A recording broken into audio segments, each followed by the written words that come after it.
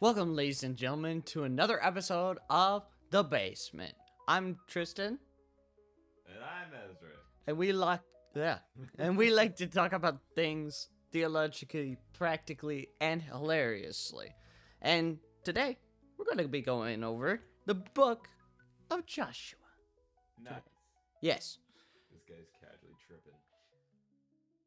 Okay, there's a delay in the headphones, and it throws me off. It didn't throw you off last time. I had a better push through mentality when it came to that. Bro has no push through mentality. He's in his PJs. That didn't need to be expressed. I'm in my PJs too. Yeah, we're comfortable. We're comfortable. Comfortable. Yes. Yes. So, anyways. So, yeah. Book of Joshua. Okay. Yeah. So let's get to that. Yeah, let's do that. You know, you probably should have been prepared for it. Well, I realized something. Yes. And what is that? Something. I need to turn off my hotkeys. Oh. Why? Because it's a quick transition. If I have them on, then I'll accidentally transition, and I don't want to do that. Ah. Yeah. You don't want me to transition to the other thing. Yeah, no, that wouldn't be good. Okay. So yeah, pull up Joshua on your computer Bible. I got a paper one. Not to say that it's superior.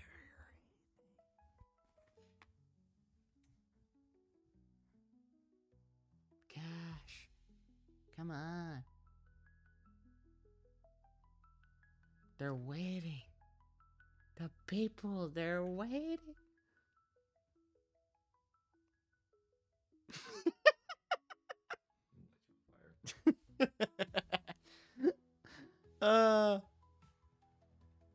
So, yes, in the book of Joshua, there's the entire account of the Israelites conquering all the lands of the Promised Land. And you're currently reading the Bible in Spanish. See. Nice. So. Aconteció después de la muerte de Moisés, siervo de Jehová, que Jehová habló a Jehovah. Huh? Jehovah, not Jehovah. I didn't say Jehovah. You said via. Jehovah. Jehovah. Jehovah. Jehovah. Jehovah. Whatever. So anyways, the Israelites just learned about the death of Moses. He died on top of a mountain. Like any good man should strive. What? Okay, go. And they're just on the other side of the Jordan River. They're like sitting in a valley. And they were told the second recounting of the law. And then Moses dies on the mountain and Joshua becomes their leader.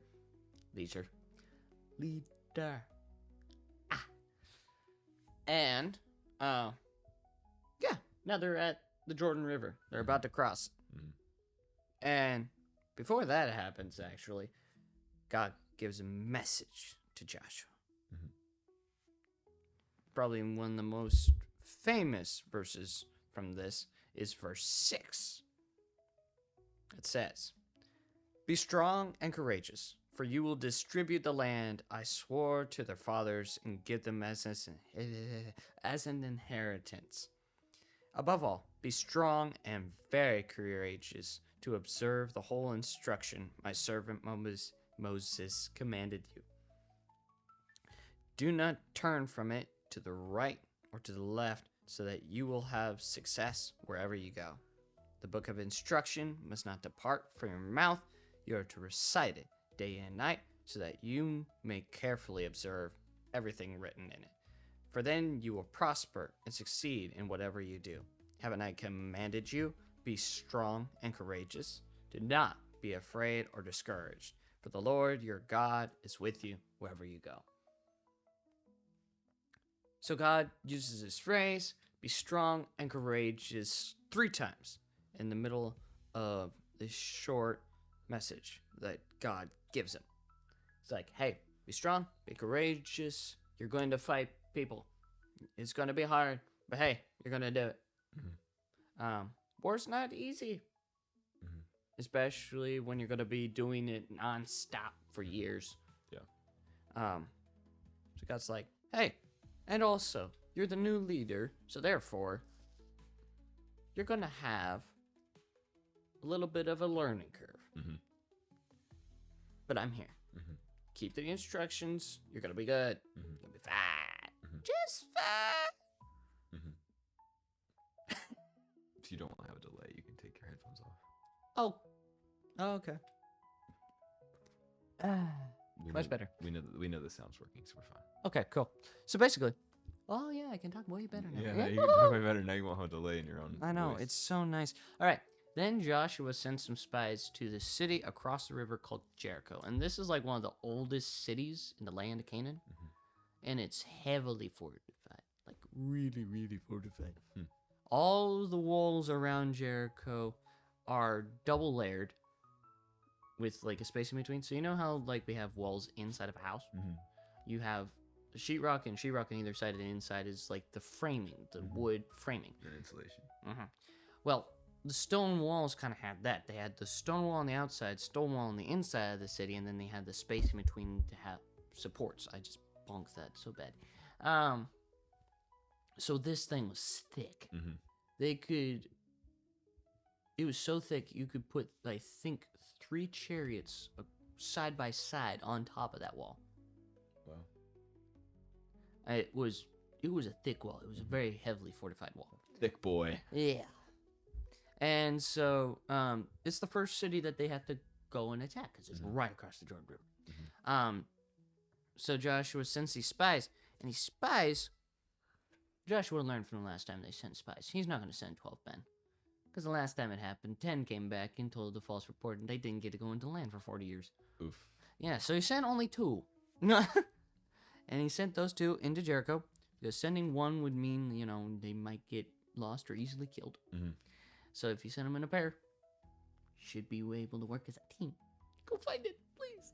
Go team, go. Go. So they go into the city, and they're looking around, they're spying, and then they get noticed by some guards, and they're like, oh crap, we need a place to hide. So they end up going to this one lady. Her name's Rahab. And this lady's a prostitute. And she actually hides them. In her floorboards. Not on her floorboards, I don't believe. But before that happens, no, she hid them on the roof. Nice. Yeah, she hid them on the roof of her house. But anyways, here's the cool thing about Rahab. Is that all the people of Canaan have heard of all the exploits of the Israelites in the middle of the wilderness. And they're scared because of it. They're frightened because they have heard of the cloud by day and the fire by night. The 2 kings, King Og and King Horeb, I think. Was it a pillar of fire at night? Yeah, I said a cloud by day and fire by night. Yeah, I was just trying to remember what it was. Okay, yeah. It was like a pillar of fire or something. Yeah, and so they were like, Rahab's like, yeah, Sihon and Og. There you go. I can never get the first one right. But I mean, the second one's always easy because it's just 2 letters. Og. Og. But yeah, and then she's like, all right, I have kept you safe,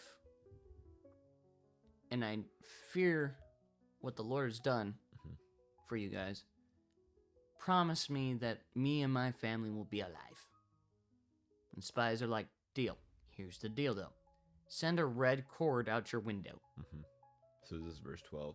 Now, therefore, please swear to me by the Lord since I have dealt kindly with you, that you also will deal kindly with me and my father's household, and give me a pledge of truth, and spare my father and my mother and my brothers and my sister, with all whom belong to them, and deliver our lives from death. So the men said to her, Our life for yours, if you do not tell this business of yours. And it shall come about, when the Lord gives us the land, that we will deal kindly and faithfully with you. Mm-hmm. So she sends them down a rope.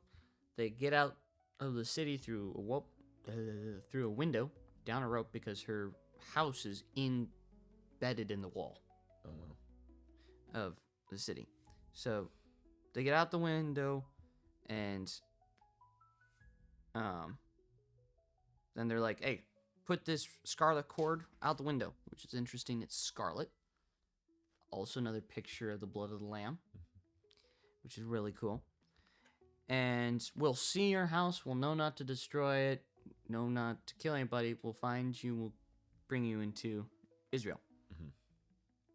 She's like, okay, bet. And the spies come back to Joshua, and they tell Joshua everything, and Joshua's like, cool, the Lord's with us. Now they have to cross the Jordan. And this Jordan is pretty wide.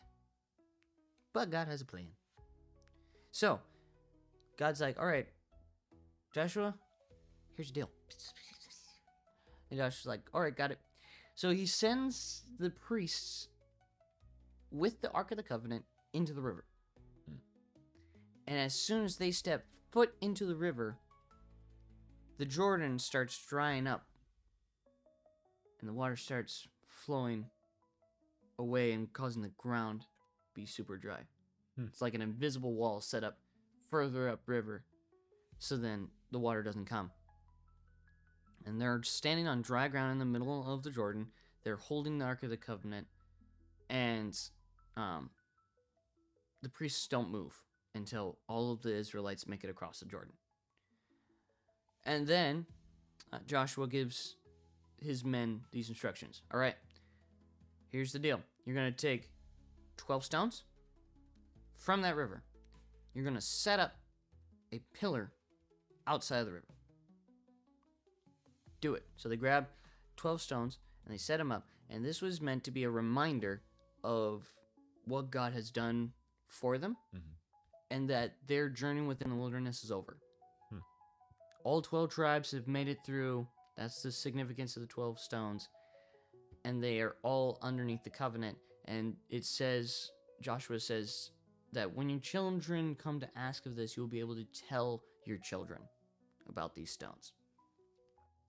And what's really interesting is that the Jordan was considered by those in Canaan as like a deity.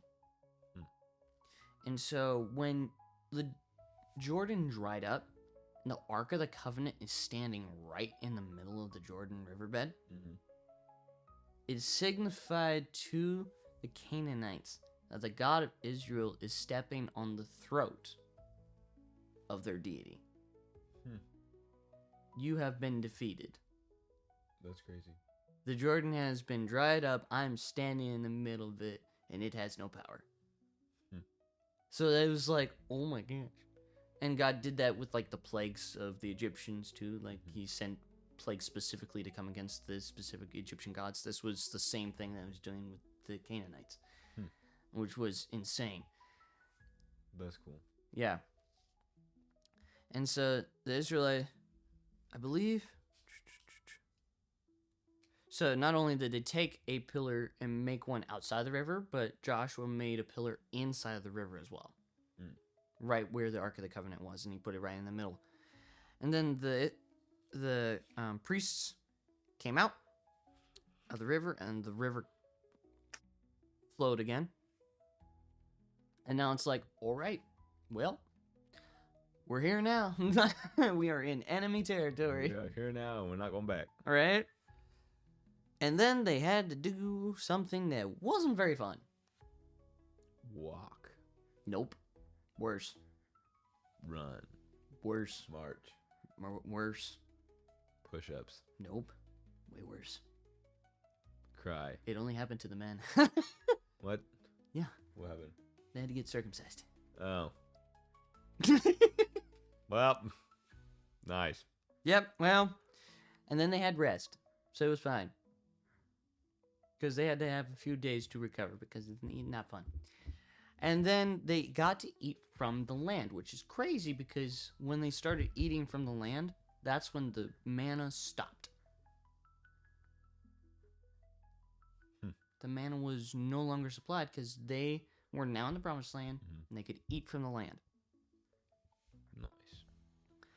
Then in chapter 5, verse 13, we have a cool encounter that Joshua has.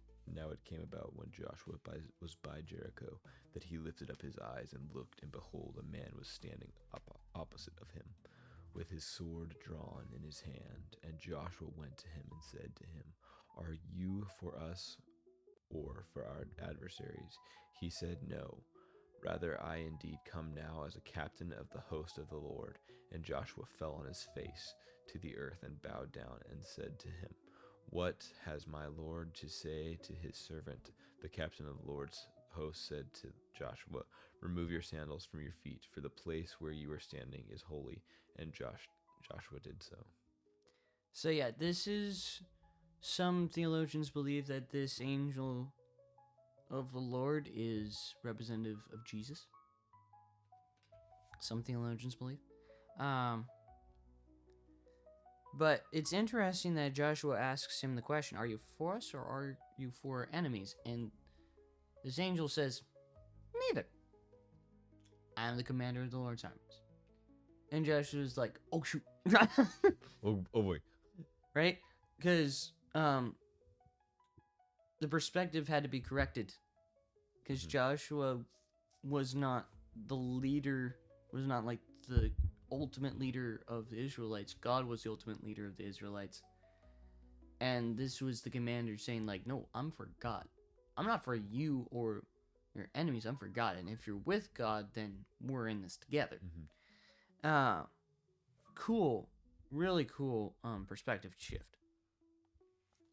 Then you have this thing where he says, "Remove the sandals from your feet, for the place where you are standing is holy." And Joshua does. And then you get nothing.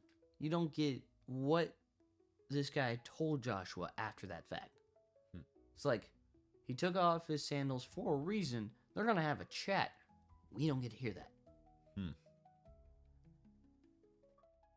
It's not even written down. No, it's not written down. We don't get to hear that part. Oof. That was specifically meant for Joshua. And then the conquest of Jericho starts. And this is where we get a bunch of fun little kids stories along with the regular story around the Jericho. You got the VeggieTales version of it. You have the Picture Bible version of it. You got the written version of it. But anyways, you're supposed to march around the city. And for 6 days, you're supposed to march around it once. On the 7th day, you march around it 7 times. The Ark of the Covenant leads the charge. Their arms must have got tired. Oh, yeah.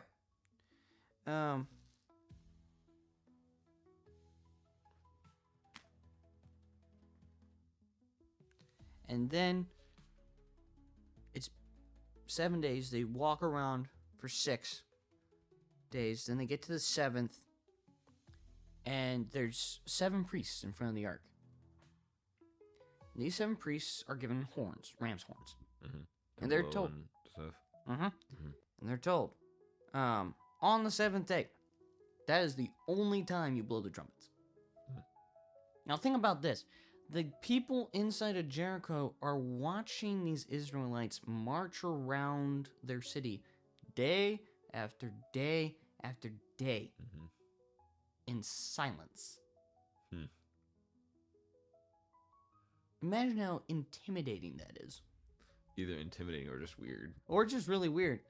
But it's like they're just marching around. And they've already been intimidated by the things they've heard of before. And then their deity basically gets smacked in the face. And now these guys are just calmly, quietly walking around your city. And you're just sitting in anticipation, waiting to see what the heck they're gonna do. Yeah. And then on the 7th day, they walk around 7 times, and you're like, oh crap, there's something gonna happen. Because it's different.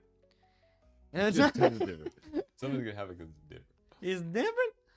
And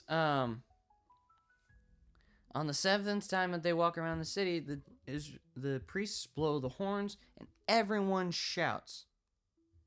And Joshua gives this instruction before they shout. He says this: "Shout, for the Lord is giving you the city. But the city and everything in it are set apart to the Lord for destruction. Only Rahab the prostitute and everyone with her in the house will live, because she hid the men we sent.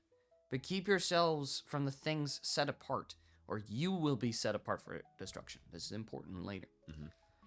If you take any of those things, you will set the camp of Israel for destruction and bring disaster on it. For all the silver and gold and the articles of bronze and iron are dedicated to the Lord and must go into the Lord's treasury.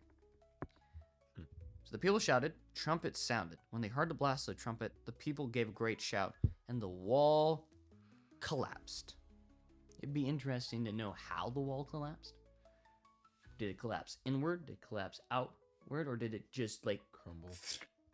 Yeah, just crumble right there? What if it just went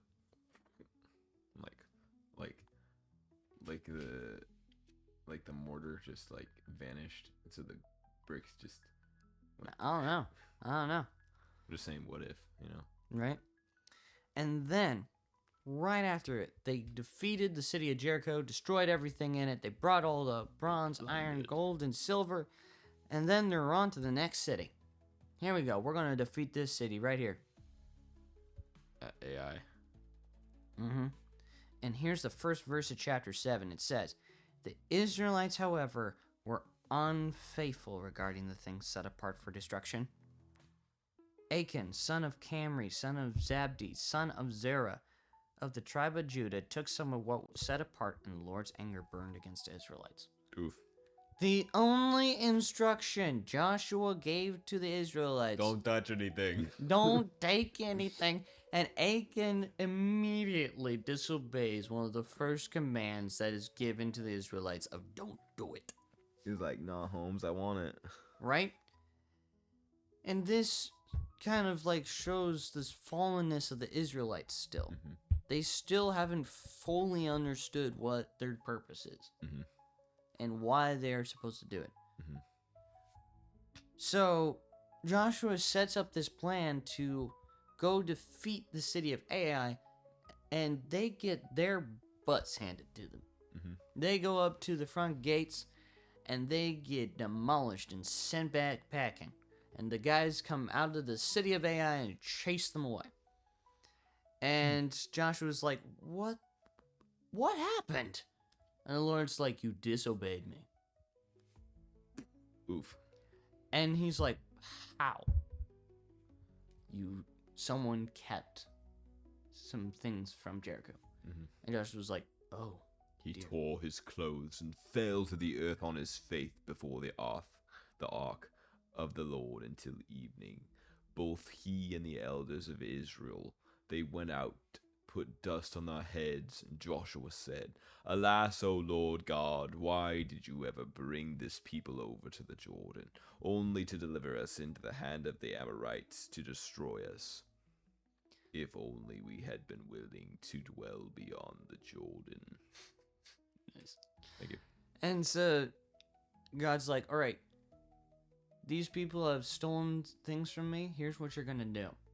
You're going to go tribe by tribe, and you're going to consecrate them. You're going to see who is not holy before me, and figure it out tribe by tribe, then by family by family." So he does, and he goes through each tribe, and you can imagine the people's relief as he consecrates each tribe, like the tribe of Naphtali. It's like, "Oh, phew, Thank you, God. None of us did it. Gad is like, oh, yes. Simeon, Levi, Reuben, all these other tribes. And then you get to the tribe of Judah. The same tribe Joshua's from, by the way. And Joshua goes through family by family. Then he finds the family who's not consecrated. And all those families within Judah are like, oh, thank God. None of us betrayed him. Thank you. And this family gets pointed out. And then he goes through each person in the family, man by man, and then lands on Achan in front of everyone. Crazy. Right? You have... Talk about being singled out. This man was singled out. God wanted to make sure that these people understood that your sin will be known. Your sin will be found out by me and cannot be a part of my people. So Achan is judged. Killed. That's bad. And they stoned him to death. Oof. And they covered oh gosh. They took, says in verse 24, then Joshua and all Israel with him took Achan, son of Zerah, the silver, the cloak, the bar of gold, his sons and daughters, his ox, donkey and sheep, his tent, and all that he had, and brought them up to the valley of Achor. And Joshua said, why have you troubled us? Today the Lord will trouble you. So all Israel stoned them to death. Oof. They burned their bodies, threw stones on them, and raised over them a large pile of rocks that remains to this day. Then the Lord turned his burning anger from them. Therefore that place is called the Valley of Achor to this day. So Achan's family was removed completely. Sons, daughters, possessions. Everything gone. So his family line ended there. Yep. Dang. Talk about being able to raise something. Mm-hmm. No longer. And then they're like, all right, let's try this AI thing again. We're going to try and conquer it. So here, Joshua comes up with a genius plan. Okay? We're going to attack the city the same way we did before. Just don't touch the silver from the last one. And the Israelites are like, what? No, hold on. Remember when we ran away and they all came running back out to chase us? That's going to happen again, but we're going to be prepared for it. You group of people of like 2,000 to 3,000? No, 5,000. You're going to set it up in ambush. When they come running out, you go running in. And so... Misdirection. And so that happens.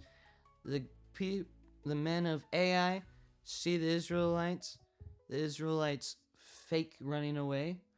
They come running out of the city. The 5,000 men run into the city, destroy it from the inside, burn it to a crisp.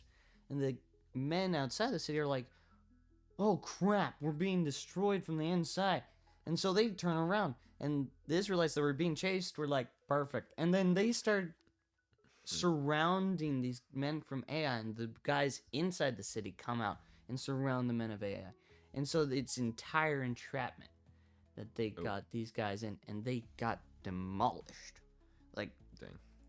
Kudos to Joshua for this this very good war strategy. And then you have a strategy from the people of Canaan. And these people are from the land of Gibeon.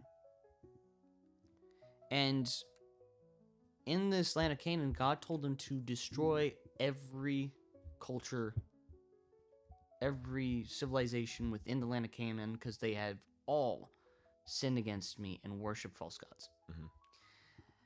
And so all of them were going to be wiped out, including the people of Gibeon.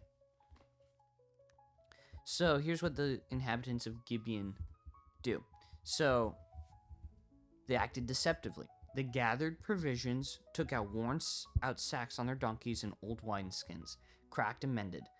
They wore old patched sandals on their feet and threadbare clothing on their bodies. Their entire provision of bread was dry and crumbling. They went to Joshua in the camp at Gilgal and said to them and the men of Israel, "We have come from a distant land. Please make a treaty with us." The men replied to the Hivites, "Perhaps you live among us. How can we make a treaty with you?" They said to Joshua, "We are your servants." Then Joshua asked them, "Who are you and where do you come from?" They replied, "Your servants have come from a faraway land because of the reputation of the Lord your God. We have heard his fame and all that he did in Egypt, and all that he did to the two Amorite kings beyond the Jordan, Sihon king of Heshbon and Og king of Bashan, who was in Ashtoreth. So our elders and all the inhabitants of our land told us, 'Take the possessions with you on a journey, go meet them and say, we are your servants, please make a treaty with us.'" So these people of Gibeon, no, that's fair. Which could be a lot of fun. Where these people are going to try to save themselves. Mhm. As much as they can. What time is it, by the way? I can't see. 2038. Oh, okay, that's not bad. So these people are really super smart. They're like, okay, we are going to make it look like we traveled a long way. Mhm. So they put on the right clothes, they get the right shoes, they get the right kind of food to put on this whole veil of deception of we've traveled from a faraway land. Yeah. And it works. Sadly, it works. Because Joshua did not seek God's counsel. When asked, the Gibeonites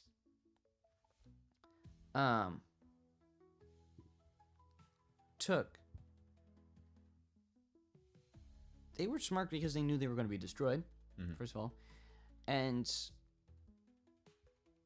they wanted to make sure that they were going to stay alive, obviously, and they made themselves basically slaves to the Israelites so then they could stay alive. And this treaty, we've talked about covenants before on this podcast. This treaty was on that same level of covenant. Like, if you break your word on this, may you be cursed. Stuff. So they make the treaty with these people that they believe are from a far, far away land. Nowhere in the land of Canaan.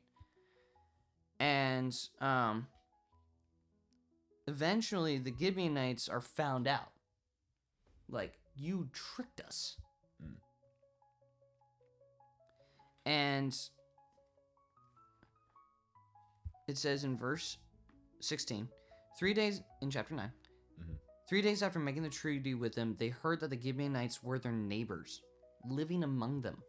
So the Israelites set out and reached Gibeonite cities on the third day. Now their cities were Gibeon, Chephirah, and Beeroth, and Kiriath Jearim. But the Israelites did not attack them because the leaders of the community had sworn an oath to them by the Lord, the God of Israel. Then the whole community grumbled against the leaders. All the leaders answered them, "We have sworn an oath to them by the Lord, the God of Israel, and now we cannot touch them. This is how we will treat them, though. We will let them live so that no wrath will fall on us because of the oath we swore to them." They also said, "Let them live." So the Gibeonites became woodcutters and water carriers for the whole community, as the leaders had promised them. So it wasn't Joshua who didn't seek the Lord. It was the leaders of Israel. The leaders of Israel saw these Gibeonites, didn't go to Joshua about this. Joshua would have gone to the council of the Lord. They didn't even go to their leader and ask what they should do. Which is crazy. Like, oh my Just God. like went. Right. They made a decision for the entire nation of Israel without talking to the head leader of all of Israel. And the one who, well, the human head leader of all Israel, and the God. The Godhead. Yeah. Right? And so this is the problem. that they now have. They now have Canaanites that they have made a treaty with that they were told to destroy. Now there is land that they cannot take that was promised to them. That's unfortunate. Right? But turnabout's fair play. No, turnabout's fair play. And so you have one clever move by Joshua to capture the city, and then you have one clever move by the Canaanites to try to keep themselves alive. Then more stuff happens with the Gibeonites. Oh no. The Gibeonites get attacked. Oh. So here's the deal. Because of this treaty, other kingdoms now know about this treaty with Gibeon that the Israelites have. The king, Adonizedek of Jerusalem, pretty cool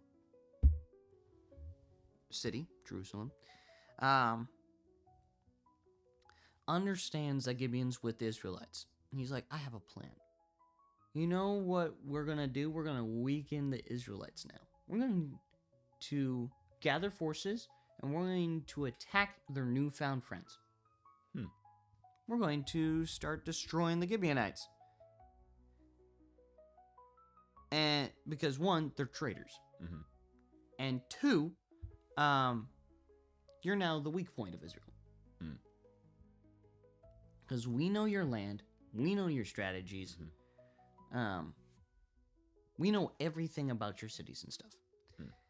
Because the Gibeonites are getting attacked by 5 kings now, Jerusalem, Hebron, Jarmuth, Lachish, and Eglon. They're getting attacked by 5 kings. Gibeon sends word to Joshua saying, help us. You made a treaty with us. Please hold your end of the bargain and save us. And the Lord is like, well, you made an oath. By me, nonetheless. So here's what you're going to do. Do not be afraid of them, for I have handed them over to you. Not one of them will be able to stand against you. The 5 kings. Because honestly, it's like you got the 5 kings and the 5 armies of these 5 cities that they're going to be taken over anyways. So it makes sense. Let's just fight against them, get rid of them. And so they're fighting 5 cities worth with all these Israelites. And it is taking a long time. It's Adonizedek. Yeah. How did you say it first? Adonizedek, I think. I don't know. Adonai. Um, I think Adonai means Lord. Master. Yeah, something like that. Yeah. So while they're fighting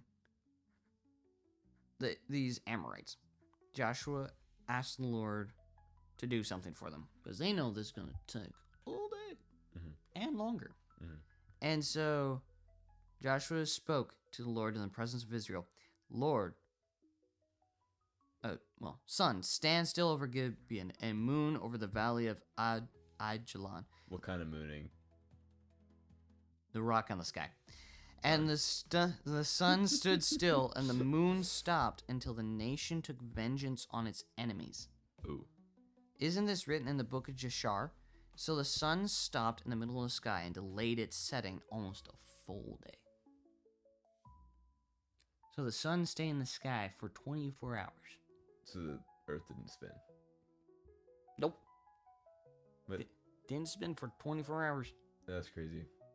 And they were able to defeat the Amorites because otherwise they would have escaped because temperatures would have changed and would have changed how the men's bodies would have been affected. And also night would have come and they wouldn't have been able to see very well. Yeah. So they were like, all right, let's defeat them. And then they execute these kings. Public display. Ooh. Hung on a tree. Oof. Like a cross or like actual hung on a tree? Actual hung. Oh. They were hanged. Yeah. Oof. That's a way to go out. Mm-hmm. And so they kept on fighting against these cities and destroying one after another. And Joshua keeps getting victory after victory after victory after victory in the south, and they're getting all this land. Mm-hmm. And in the south, this is what eventually becomes the entire land Mm-hmm. of Judah. Mm. So Joshua has taken all of Israel through the land that eventually becomes Judah's inheritance. Mm. And they're conquering it. Mhm. And it's a pretty big chunk. Mhm. And then after they go through a decent section of the southern part of Canaan, they go to the northern part. Mhm.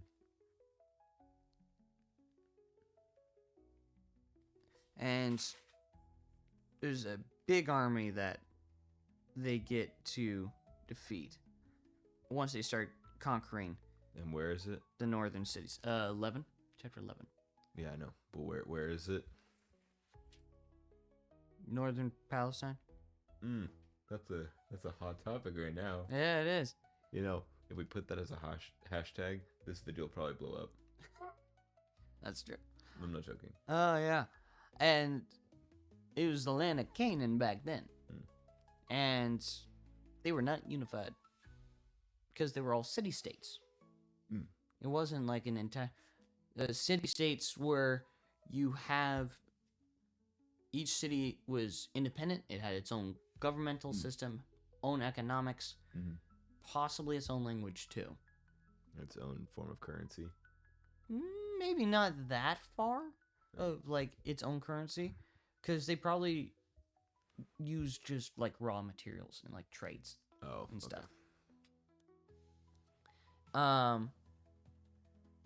And so, because of that, you have to be thinking of these since each one is its own independent thing, each king does not associate with another king unless through a treaty or with an alliance. So you have a bunch of different alliances and these weird formations of how the peace works around there.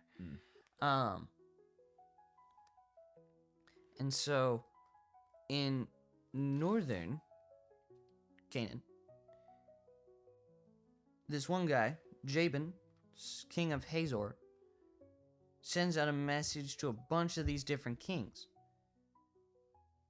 And they had a multitude as numerous as the sands on the seashore, it says. That's a lot. And they camped at the waters of Merom to attack Israel. And then God says, "Do not be afraid of them, for at this time tomorrow I will cause all of them to be killed before Israel. You are to hamstring the horses and burn up their chariots." Hamstring. Oh, that hurts. Oh, yeah. You're supposed to cripple the horses, is what they basically. So nothing should. Don't kill the horses, cripple them. That's brutal. So Joshua and his whole military force surprised them at the waters of Merom and attacked them.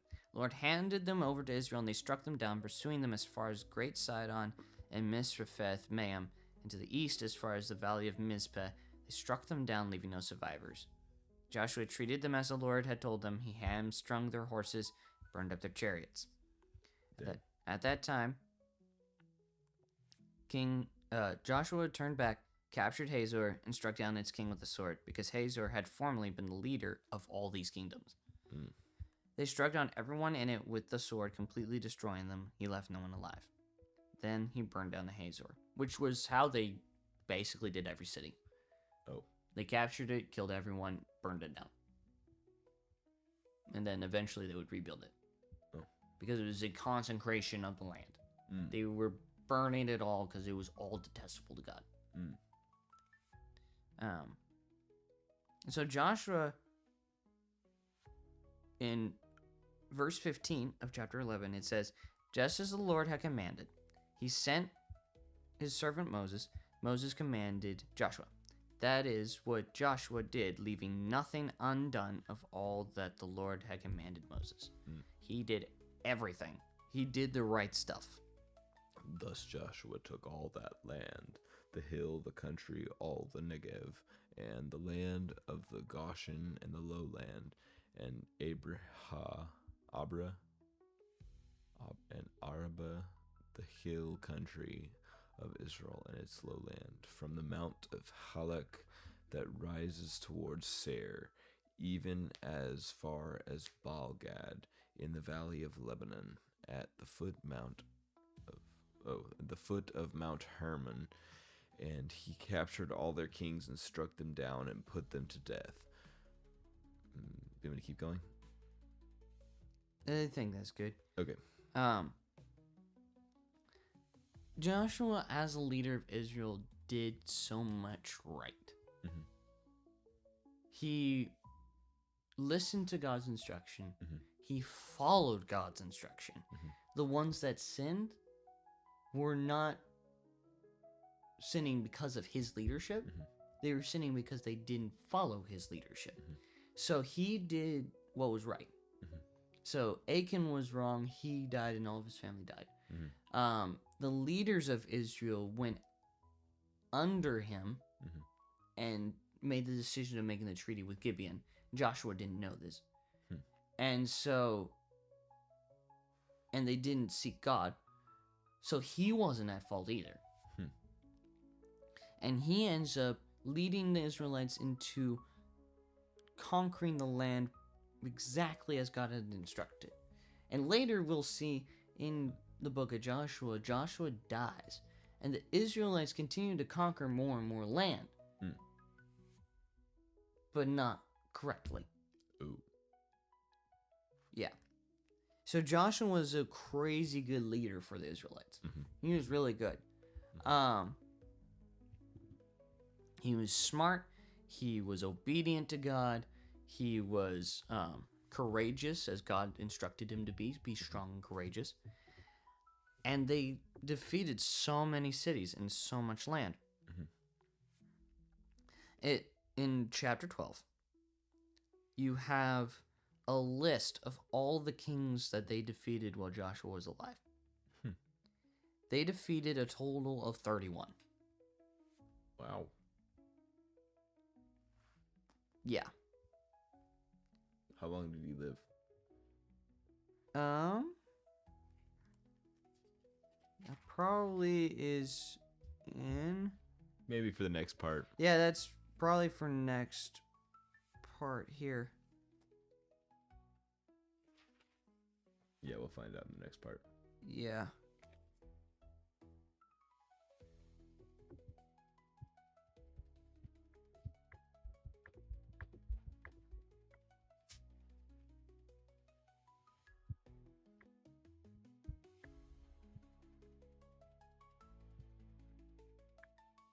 Once you find out, don't spoil it for the next part, though. I'm trying to find where it's at. Oh.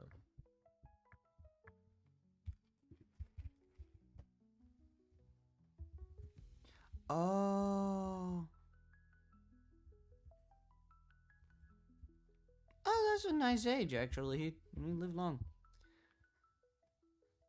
I don't remember if he lived longer than Moses or not. Let me go back to the book of Deuteronomy. Oh, no, he didn't live longer than Moses, actually. Okay, well. But yeah.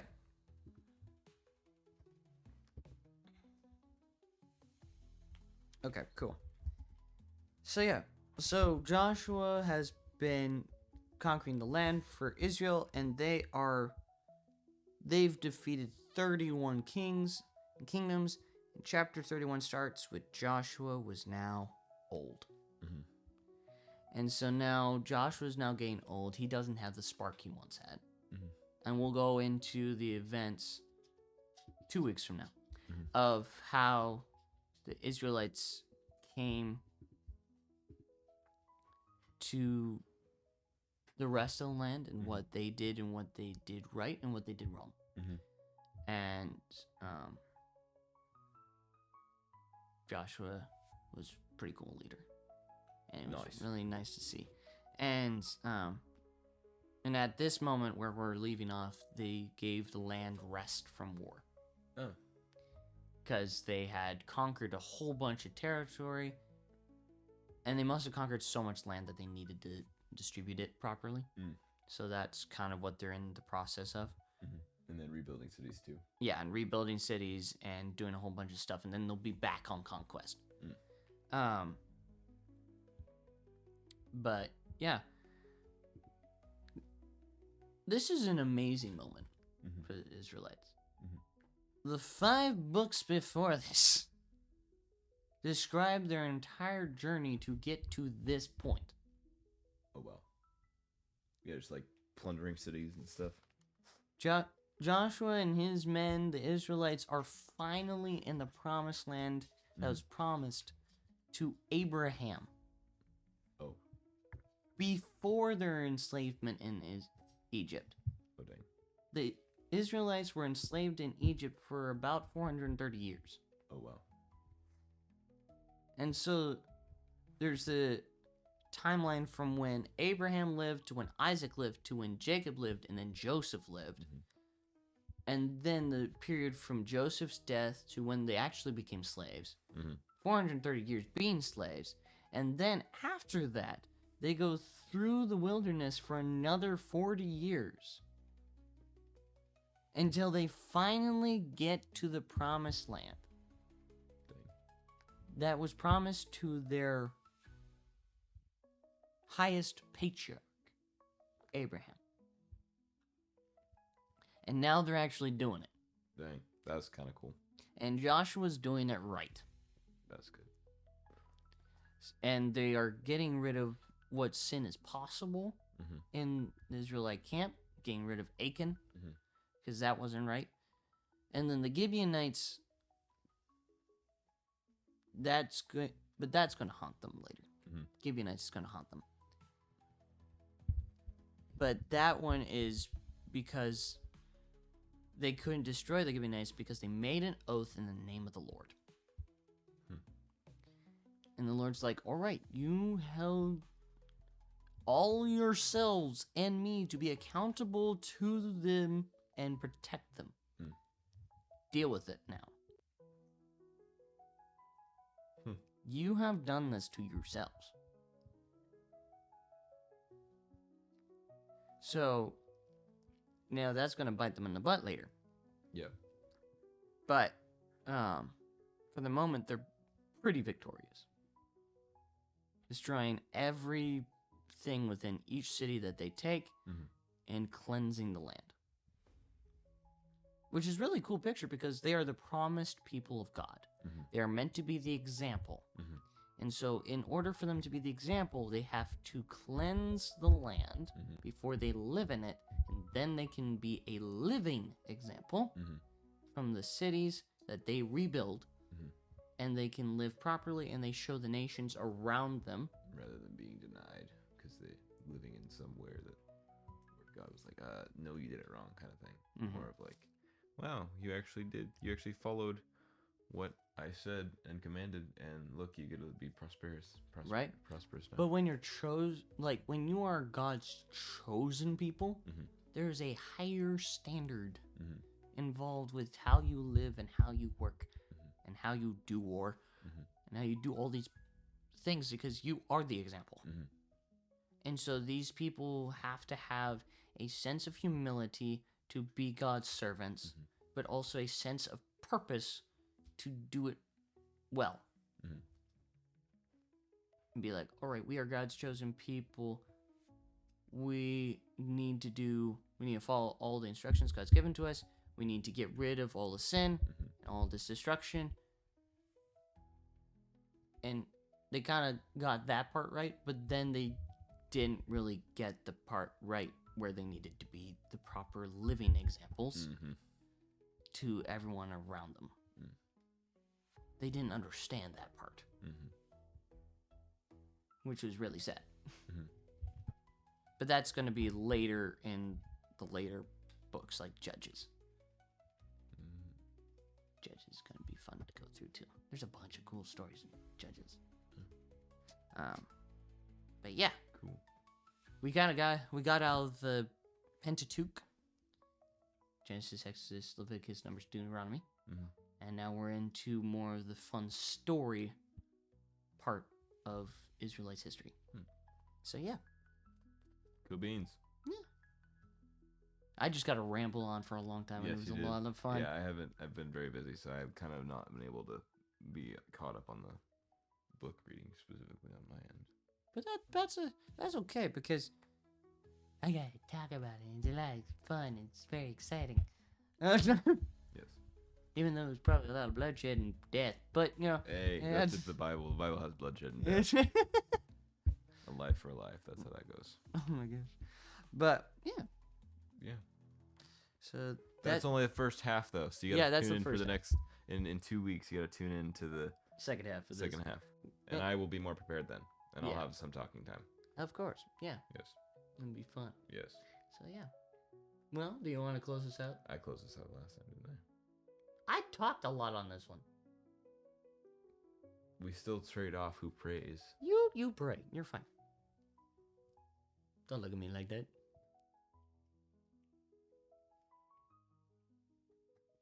I look at you. I want to look at you. All right, dear God, thank you for another day. Thank you that you love us and you care for us.